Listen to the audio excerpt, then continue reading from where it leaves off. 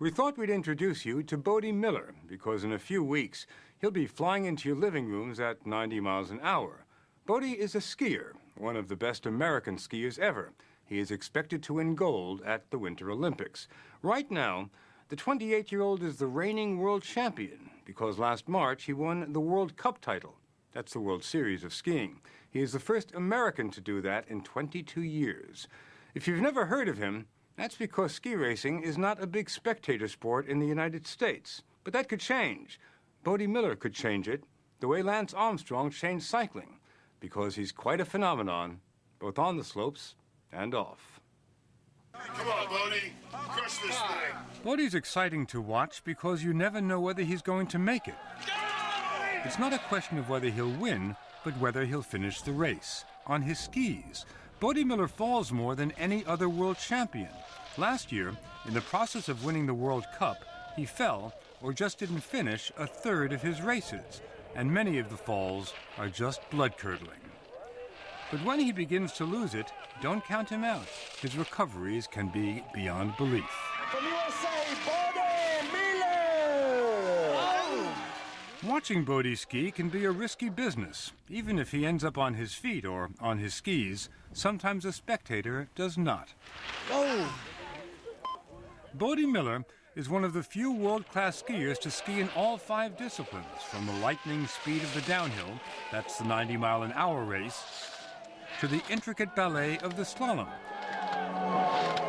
He could win a medal in any or all of those races at the Olympics, but the one person who doesn't seem to care about medals is Bode Miller.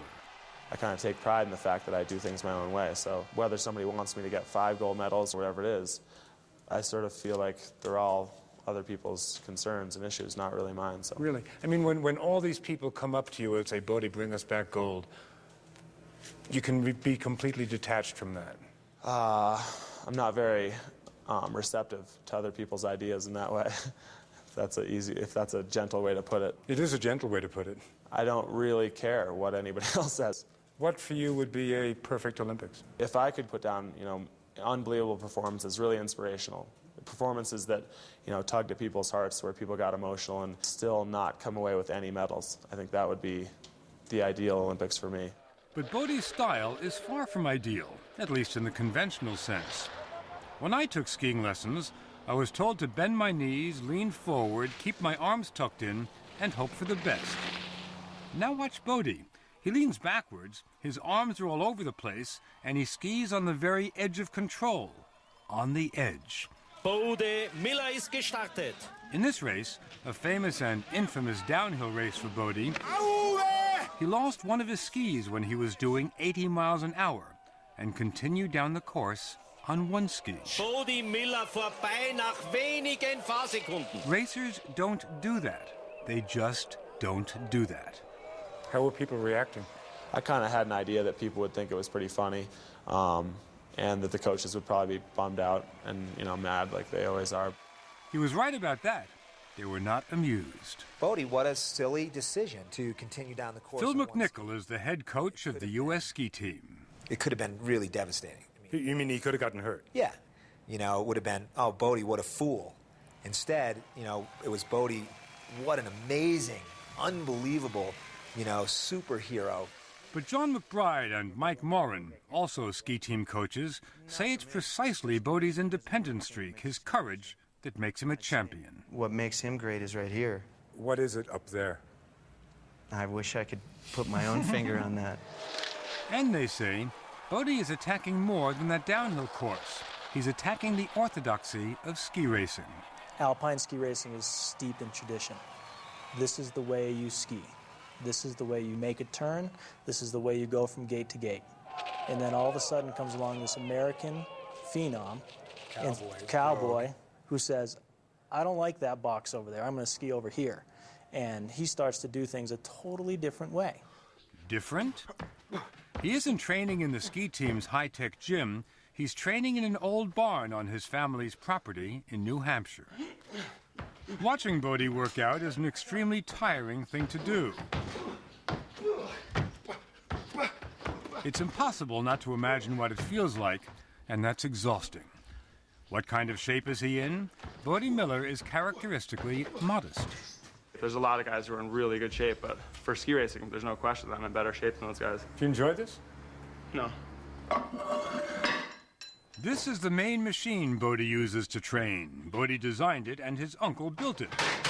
It looks like a contraption that came out of the Spanish Inquisition, and it probably would make most people talk. Bode is not lifting weights. His friend, jumping up and down, is doing that. Bode is building his thigh and stomach muscles by squatting with a load of 320 pounds.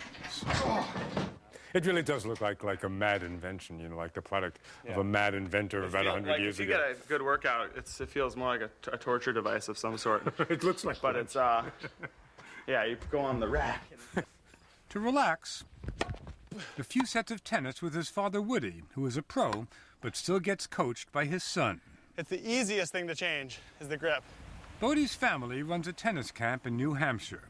His parents are divorced, but they both still live on the same 450 acres where Bode grew up. So does the whole family. Bode's upbringing was as unconventional as his skiing. His parents were thoroughbred hippies who dropped out of the world to create their own world. They built a house on a mountain where they raised 4 children. They chose to live without electricity, the telephone, or even indoor plumbing. Bode's mother, Jo Miller, still splits her own wood to heat her house. Was it tough living? No. No. A lot of people would describe it as tough living. No, I think it was fun. I mean, it was a challenge. And I guess that's where Bode sort of picked up the idea of needing a challenge always in his life. Bode showed us how challenging it was just getting up and down that mountain.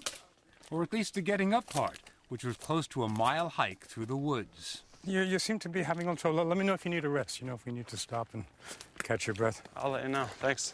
There were no roads when he was a kid, but there were plenty of raspberries. Oh, here's one. Jackpot. He spent his days happily roaming these woods on his own. It's nice to be able to spend time alone when you're young. Tell me about it. Lets your imagination do a lot of stuff that imaginations are supposed to do. Hi, Digit. Hi. And here's the house his parents built. And here's your running water. Yeah, we had running water. Not running out of a sink or a faucet, but running. And in the winter, Bode would run to the outhouse, which is still there, but not to school because young Bode didn't go to school. He was homeschooled until 3rd grade. His classroom? We were sitting in it, the great outdoors. Look around and learn. Your parents told me that they were making at one point like $600 a year? And you're living on that? That might be optimistic. Oh, I see. They were exaggerating, weren't they? That's including inflation. That would be $600 a year now. He didn't have money, but says he didn't miss it. He also didn't miss school. In fact, not being in school when he was little gave him more time to ski. He could barely afford skis, but he had talent, and it did not go unnoticed. Right after high school, he got a spot on the U.S. ski team. His parents were behind his success, he says, because they pretty much ignored him. So many kids who become athletes are the product of parents who were pushing them every minute of the way, who went to every race and didn't give them dinner if they came in second. And usually those are the kids who burn out and end up being the totally laid-back, super counterculture hippies, like when they're in their 30s and 40s, the kids who are totally nuts and pushed, and it's sort of the opposite for me. His career took off. He wasn't much of a stylist, but he was fast. Then in 2001, the skier famous for falling fell one time too many. In St. Anton, Austria, he injured his left knee badly. There was talk on the ski circuit that he'd never ski again. But within a year after surgery, he was winning races again.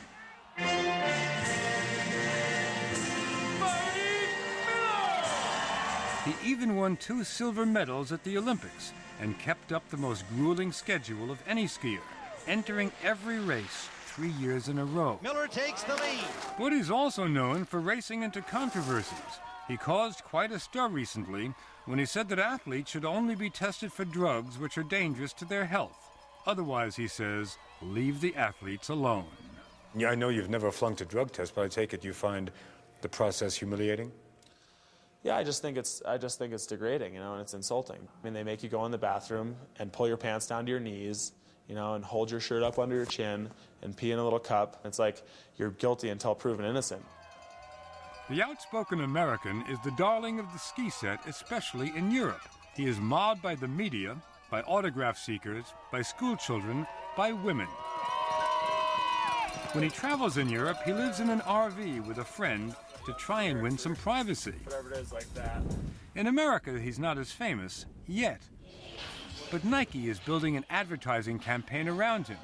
In fact, he has 10 corporate sponsors. Look that way. In a sport that people do for love, not money, Bode Miller has become a multimillionaire, which he says is a big problem. It's a constant struggle. It's really a awesome corrupting force. How are you corrupted? As soon as you start having millions of dollars, you literally don't any longer have money as a motivating force unless you just simply try to continue to acquire more and more of it. And that process is about as unhealthy as anything else I can think of. So, the acquisition of money alone is a terrible, terrible goal. Bode says his goal is having fun. And according to his coaches, he often has too much of that, especially during the ski season. Do you think partying has ever interfered with your performance? Definitely. There's been times when I've been in really tough shape at the top of a course. Tough shape? Look at him here, in sober Switzerland, the day after he won the World Cup. He wasn't as much hungover as still drunk. He'd been celebrating all night with friends. Talk about a hard challenge right there. I mean, if you ever try to ski when you're wasted, it's not easy. Try skiing a slalom when the gates are, you hit a gate less than every 1 second, so it's risky. You're putting your life at risk there. It's like driving drunk, only there's no rules about it in ski racing. Are you saying that you're not going to do it again? No, I'm not saying that. It's very, very dangerous. It'll be tragic the day that we're standing there and we end up seeing him in a heap in a pile. People worry because this easygoing guy never takes it easy. It's not that he's afraid of losing. He doesn't care that much about winning. Bode Miller out on course. For Bode, it's about the perfect run.